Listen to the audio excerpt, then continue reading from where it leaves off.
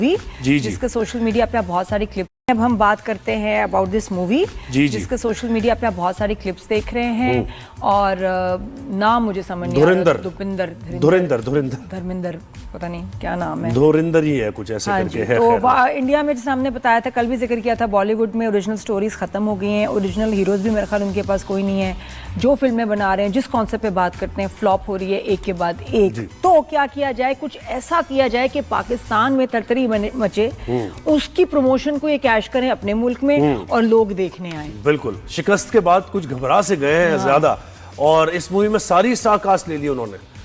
संजय दत्त भी इसमें है, रणवीर भी इसी में है, अर्जुन रामपाल भी हैं, अक्षय खन्ना भी हैं। तो सभी इस मूवी में हैं और पाकिस्तान पे बेस करके इंडियन एजेंसी, पाकिस्तान की एजेंसी और पाकिस्तान के हालात वाक़यात, पॉलिटिकल जमातें और ये सब कुछ इसके अंदर है। अब कंटेंट क्या है वो तो जब रिलीज होगी तो पता चलेगा कि कितना पाकिस्तान के बारे में बाद में बताती हूँ। बात बड़ी फनी है कि अब अपने ये भारत अपनी एयरफोर्स या आर्मी को लेके कोई पेट्रियोटिक फिल्म बनाएंगे तो लोग मारेंगे कि यार बस कर दो। तो उनको पता है, वरना ये नोट किए कि उसके बाद से अपनी ना कोई एयरफोर्स बना ही नहीं रहे मूवी, डर के मारे। नहीं तो दुबई एयर शो पे आपने देखा क्या हुआ? जब शेर खुले, जब शेर खुले और उनके जो और शाहीनों से मुकाबला हुआ तो बहुत बुरा हुआ। तो 7-0 पे जब वो गिरे हैं, उनके जो तैयारे हमने जो तबाह की हमारी एयरफोर्स ने माशाल्लाह, उसके बाद अब उनकी हिम्मत ही नहीं हो रही कि एयरफोर्स और आर्मी को लेके कोई फिल्म बनाए और लोगों को मजीद बेवकूफ बनाए। वो बनेंगे नहीं। तो उन्होंने कहा चलो जी अब शिफ्ट करें, अब पाकिस्तान का हम क्या इसका चोरी कर सकते हैं। तो लेकिन पता है दुबई एयर शो में क्या हुआ है? वो इंडिया के फोर्सेस के एहलकार पाकिस्तानी स्टॉल पे गए जहां पाकिस्तान की ज़ाहिर और JF-17 थंडर की बड़ी तारीफ वगैरह हुई और वो बड़े मुतासिर दिखाई दिए। फिर पाकिस्तानी फोर्सेस के जो लोग थे उन्होंने कहा कि भाई ठीक है आप हमारे उस पे आए हैं और बहुत अच्छी बात है, तो let's have a cup of T. Oh wow! तो मतलब भारत के एयरफोर्स वाले इंप्रेस थे हमारे उधर आके, वो पहुंचे और वहां सेल्फियां बनाई उन्होंने बिल्कुल। और हमने चाय भी ऑफर की। अच्छा, चाय जब ऑफर की तो यकीनन उन्होंने सोचा होगा कि ये क्या हो रहा है। चाय तो सोर पॉइंट हो गया ना इनका। टी इज फैंटास्टिक, सोर पॉइंट हो गया इंडिया। तो खैर बड़ा मजे की बात रही और हमसे बहुत ज्यादा मुतासिर है वो, और वहां पहुंचे और सेल्फीज वगैरह भी बनवाई। अच्छा जी, तो हम इस मूवी की जरा बात करते हैं ना।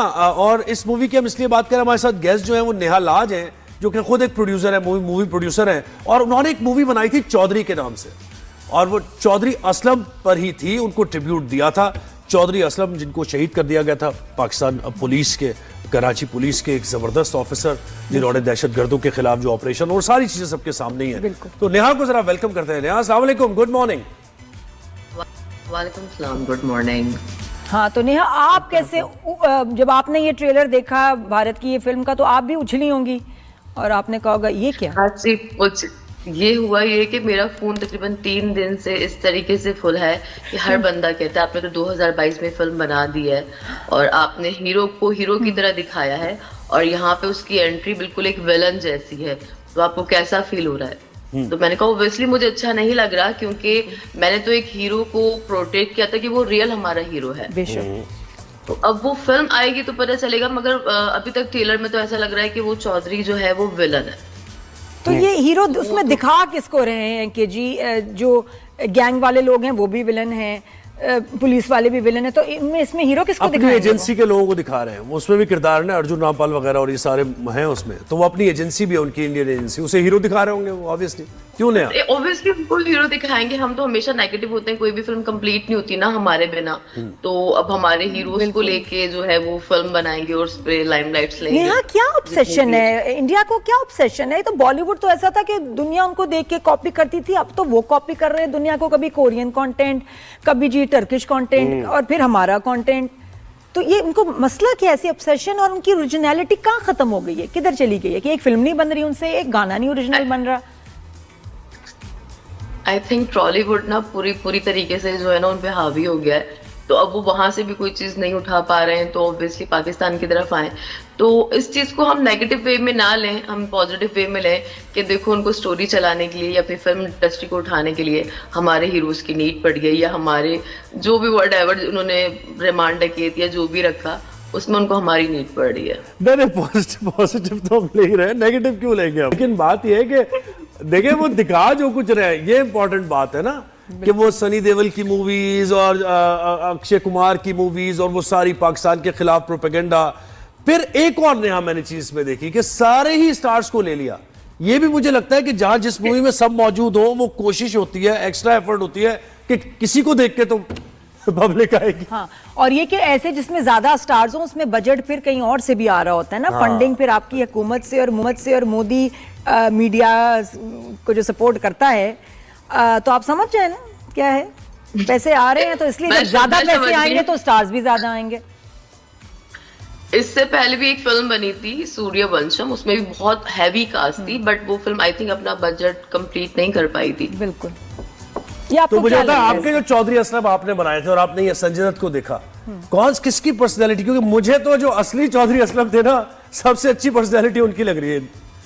ये बात तो हकीकत है कि चौधरी साहब की पर्सनैलिटी जो थी वो उसको कॉपी किया जा रहा है, तो उसको मतलब मैंने जब तारिक साहब को कास्ट किया था तो उनको भी बकायदा उनका गेटअप करवाया था, उनको क्लासेस दिलवाई थी, फिर भी जाहिर सी बात है कि वो बात नहीं आई थी जो चौधरी साहब की है, तो वो नहीं आ सकती थी।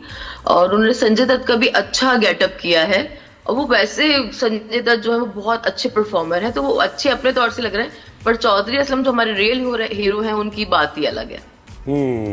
सही है। तो ये आपने अपनी मूवी में क्या दिखाया था, मुझे बताएं, थोड़ा सा बताएंगे कि जो जिन लोगों ने नहीं देखी होगी मूवी, तो उसमें कैसे, और ये उससे कैसे कितनी डिफरेंट है, कैसे डिफरेंट है? हमारी मूवी टोटली डिफरेंट है क्योंकि हमने तो बायोपिक की थी जिसमें हमारे साथ सिंध पुलिस ऑन बोर्ड थी। अच्छा। और हमारी फिल्म में जो है वो तमाम पुलिस जितनी भी थी वो सब ओरिजिनल थी। और सेकेंडली हमने सारे जितने भी एमक्यूएम के हालात है 90 से लेके, एमक्यूएम मैंने नाम लिया, हमसे सॉरी, 90 से लेके जो 2014 तक के हालात थे वो हमने दिखाए हैं, मगर पॉजिटिव वे में रख के, क्योंकि हम लोग, आपको पता है सेंसर बोर्ड का इशू होता है, बहुत सारी प्रॉब्लम्स होती हैं, तो उसको देखते हुए हमने वो पूरी स्टोरी को जनरेट किया। तो टोटली डिफरेंट है, और अपने रियल हीरो को बताया कि वो हीरो बना कैसे और फिर किस तरीके से उसकी शहादत हुई। तो और इस तरह की मूवी में रिसर्च बहुत जरूरी होती है, आपकी ऑथेंटिक रिसर्च होनी चाहिए। हमारी तकरीबन कोई 3 इयर्स लगे थे उसके अंदर, और हमारे साथ सिंध पुलिस प्रॉपरली हमें कोऑपरेट किया, हर तरह से सपोर्ट किया हर चीज में। मतलब इसके लिए तो मैं कहूंगी जितना शुक्रिया अदा करूं खत्म है। और उस फिल्म को बनने में भी तकरीबन 3 साल लगे थे, बहुत मेहनत की थी। मेरी पहली फिल्म थी, उसको फिर एज ए डायरेक्टर भी मैंने कंप्लीट किया था। सो मेरे तो दिल के बहुत करीब है, और उस फिल्म ने मुझे बहुत अच्छे नाम से नवाजा। बट ये कि भी हमारे पास सिनेमास कम है इसलिए थोड़ा सा प्रॉब्लम हुआ, मगर अदरवाइज फिल्म नॉर्मली बहुत अच्छी है और बायोपिक है, तो टोटली डिफरेंट है। Totally different. मेरे ख्याल अब तो जरा किसी टीवी पे आप चैनल पे इसको रिलीज करें ताकि ज्यादा लोग देखें, और क्या ख्याल है आपका? अभी मुझे सब कह रहे हैं री रिलीज करो सिनेमास पे, तो मैं पाकिस्तान में अभी हूँ नहीं।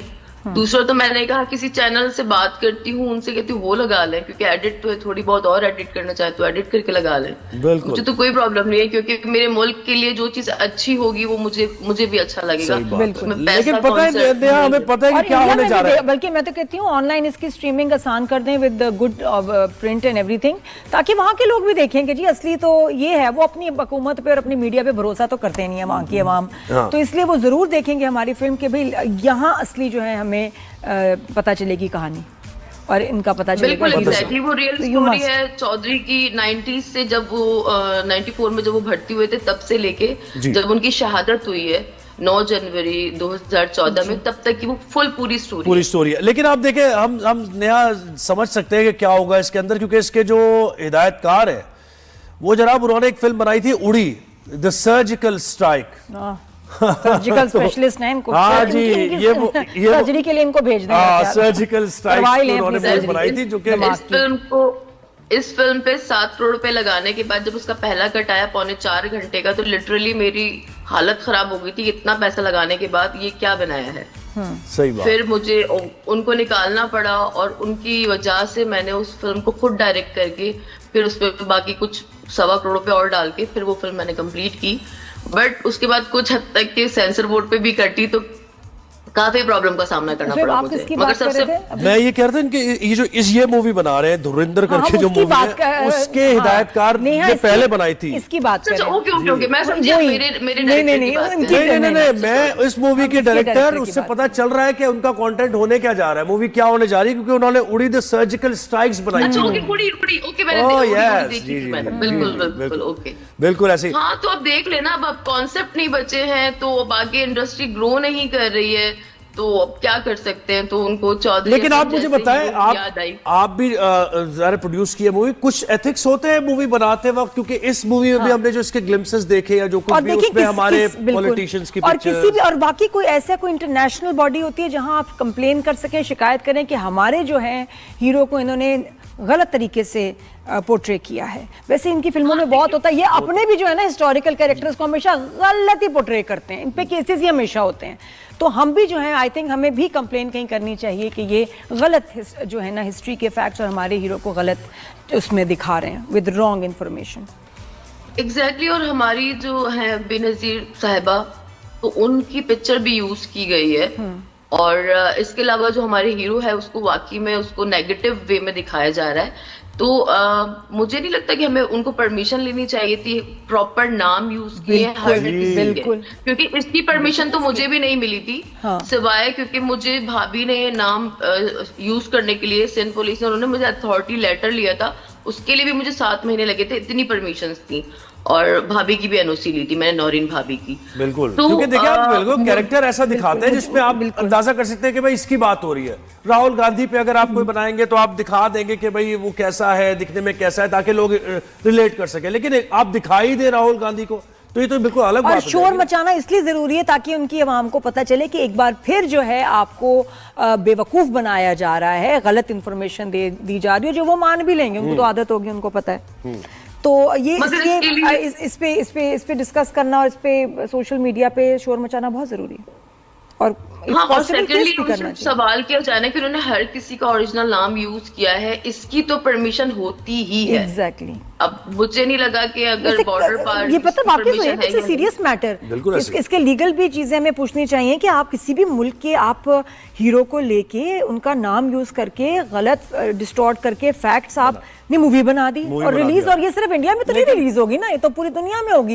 इनकी वहां रिलीजेस हमें रोकनी चाहिए ऑनेस्टली। अगर यहाँ नहीं है, अपने मुल्क में जो भी सबको बना लें बेवकूफ, बट इंटरनेशनली आई थिंक इसको हमें बैन कराना चाहिए। अच्छा, मैं उम्मीद करता हूँ कि जब ये दिखा रहे हैं ना सब सारे मामलात, ये 90s से लेके आगे तक के, फिर ये इंडियन इन्वॉल्वमेंट भी दिखाएंगे, जो इंडियन एजेंट्स यहाँ पर आते हैं, जो स्लीपर सेल है, जो दहशतगर्दी की कार्रवाइयां, जो बॉम्ब ब्लास्ट किए गए कराची में, बिल्कुल, जो दहशतगर्दी कराई गई मुख्तलिफ इलाकों में, कभी किसी को मार दिया, कभी किसी को मार दिया, तो वो इंडिया के एजेंट्स का भी यकीन, आप फिर अगर हिम्मत है तो जिक्र करें ना, वो अगर आप फैक्ट्स पर दिखा रहे हैं। एक मेरी फिल्म में एक लास्ट में कॉल है कि जो चौधरी साहब के ब्लास्ट के लिए कॉल जाती है, तो वो 4 बाहर से आती है, नाम नहीं लेना चाहूंगी, इतने लोग समझ जाएंगे इस चीज को ना। ठीक है। तो वो चीज के लिए मुझे काफी हिडन रखा गया था, और मैं चाहती थी कि वो नाम मैं यूज करूं, उसके बावजूद मुझे उसकी परमिशन नहीं मिली थी। तो क्या अगर हम इनके हीरोज या किसी के ऊपर मूवी बनाते हैं और प्रॉपर ये नाम लेते हैं, हर किसी का प्रॉपर नाम लेकर उसको नेगेटिव वे में पोर्ट्रे करते हैं, तो क्या उनका रिएक्शन होगा और हमारी आवाम का रिएक्शन क्या होगा? बिल्कुल, बिल्कुल। अभी ये ना मतलब फैसला करें ना कि अगर वो लोग हम उनके लिए बनाते हैं, उसके बाद हम तो खैर बना ही नहीं सकते, हमारे तो हाथ पांव ही बंधे हुए, हम लोग बनाना ही नहीं चाहते, मगर वो लोग जो बनाते हैं उसके लिए कुछ तो हम लोग आवाज उठाए ना। बिल्कुल सही आप कह रही हैं नेहा, बहुत शुक्रिया, थैंक यू वेरी मच।